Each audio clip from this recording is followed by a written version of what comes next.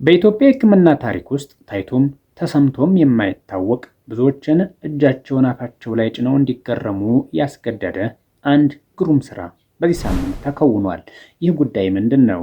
በትግራይ ሕጻጽ አካባቢ ወደ ሶሻል ሚዲያው ሰሞኑን ብቅ ብሎ የብዙዎችን ልብ የሰበረ አነጋጋሪ ክስተትንም ተመልክተናል። ከዚሁ ክስተት ጋር በተያያዘ ታዋቂው የኢትዮጵያ ደራሲ ማዕበል ፈጠነ ያስተላለፈው መልእክትንም አካተንበታል። የኢትዮጵያ ብሔራዊ ቡድን ግብ ጠባቂ ለፍቅረኛው የታገቢኛለች ጥያቄ ባልተለመደና ብዙዎችን ባነጋገረ መልኩ ሲያከናውን የተስተዋለበትም ሳምንት ነው። አብራችሁን ከቆያችሁ በእነዚህ ጉዳዮች ላይ መረጃዎችን እናጋራችኋለን። እንደምን ሰነበታችሁ? የምንወዳችሁና የምናከብራችሁ የዩቲዩብ ቻናላችን ቤተሰቦች፣ ቻናላችን አቤ ስታር አስተማሪ፣ አዝናኝና ወቅታዊ የሆኑ መረጃዎችን በመዳሰስ ወደ እናንተ ወደ ውድ ተመልካቾቹ ይዞ የሚቀርብ ሚዲያ ነው። ታዲያ ለዚህ የዩቲዩብ ቻናል አዲስ ከሆናችሁ ሰብስክራይብ፣ ቪዲዮንም ላይክ አድርጋችሁ ጀምሩት። ከሁሉ በፊት በእናንተ እይታ በኢትዮጵያ ውስጥ በበጎ አድራጎት ስራው ግንባር ቀደም ነው ብላችሁ የምትጠብቁት ሰው ማን ነው? እስኪ መልሳችሁን ኮሜንት ላይ አካፍሉን።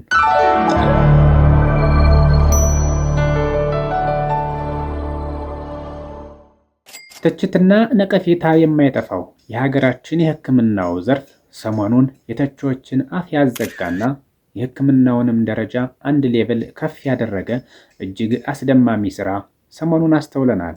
በአዲስ አበባ ውስጥ በሳማሪታ የሰርጀሪ ማዕከል ውስጥ የተፈጸመው አነጋጋሪ ገድል። ነገሩ እንዲህ ነው።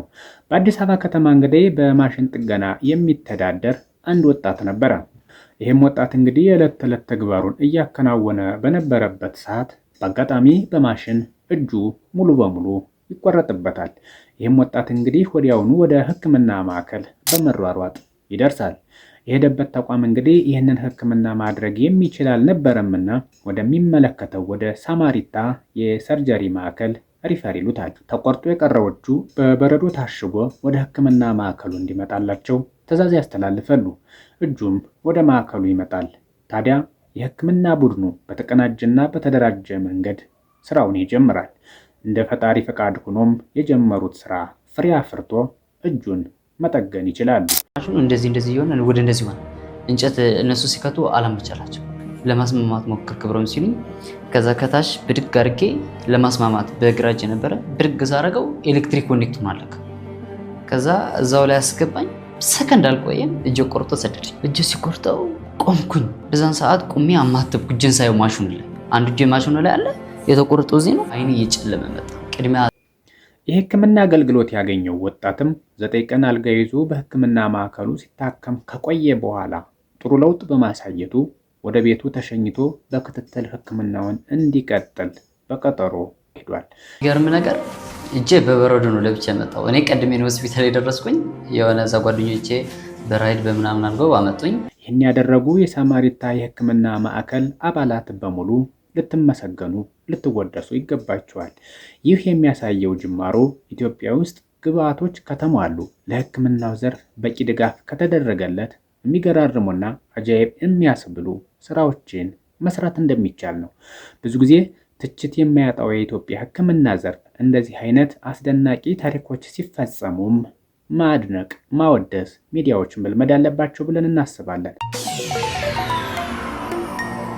በትግራይ ክልል ሕጻጽ አካባቢ ከፍተኛ የሆነ ረሃብ መነሳቱና በዚህ ረሃብ ሳቢያም ብዙዎች ህይወታቸውን እንደተቀጠፈ ሰምተናል፣ አይተናል። ብዙዎች አዝነናል፣ ብዙዎች ተከፍተናል። ለዚህም መፍትሄ ይሆን ዘንድ እንግዲህ ታዋቂው የሶሻል ሚዲያ ተጽዕኖ ፈጣሪና ቲክቶከር አዶናይ 24 ሰዓት ባልሞላ ጊዜ ውስጥ ባቀረበው ቻሌንጅ አዲስ ሪካርድን ሰብሯል።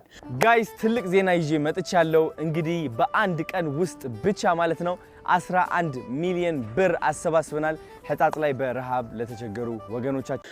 በዚህም እንግዲህ ወጣቱ ለዚህ አካባቢ እርዳታ ይውል ዘንድ የ100 ብር ቻሌንጅ ብሎ በጀመረው ንቅናቄ 24 ሰዓት ባልሞላ ጊዜ ውስጥ በኢትዮጵያ ታይቶና ተሰምቶ የማይታወቅ አዲስ ገድልን ጽፏል። ለዚህ ለተቀደሰ ዓላማ ይህ ወጣት ባቀረበው ቻሌንጅ አማካኝነት 24 ሰዓት ባልሞላ አጭር ጊዜ ውስጥ ከ11 ሚሊዮን ብር በላይ ገቢ በማሰባሰብ በኢትዮጵያ እጅግ አስገራሚ ታሪክን ጽፎ አልፏል። ላለፉት 3 ተከታታይ ዓመታት በኢቢኤስ ቴሌቪዥን በሲትኮም ደረጃ ሲተላለፍ የቆየው በስንቱ ድራማ ሰሞኑን ከኢቢኤስ ጋር ያለውን የ3 ዓመት ኮንትራት በሰላም መጠናቀቁን በማስመልከት መግለጫ የሰጠው አብሪኮም መልቲሚዲያ ከኢቢኤስ ጋር ከዚህ በኋላ አንቀጥልም፣ አብረን ስላሳለፍናቸው 3 ተከታታይ የፍቅርና የሰላም ጊዜያት እናመሰግናለን። ቀጣይ በሌላ ቻናል ላይ ሲትኮሙ የሚቀጥል ይሆናል።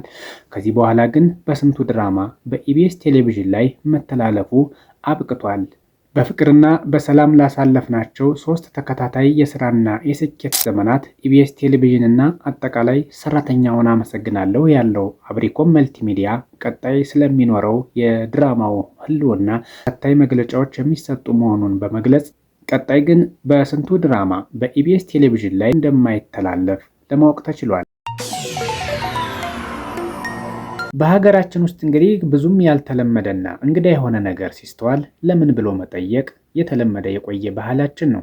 እናም እንግዲህ ዛሬ አንድ ጉዳይ ወደ እናንተ ይዤላችሁ መጥቻለሁ። ይኸውም እንግዲህ በሀገራችን ኢትዮጵያ ወንዶች በሴቶች የውበት ሳሎን ውስጥ ሲስተናገዱ ማየት የተለመደ አይደለም። አሁን ግን ይህ ጉዳይ ያለፈበት ታሪክ ይመስላል። ምክንያቱም ወንዶች በሴቶች የውበት ሳሎን ውስጥ ግልጋሎት እያገኙ ማስተዋል ጀምረናል።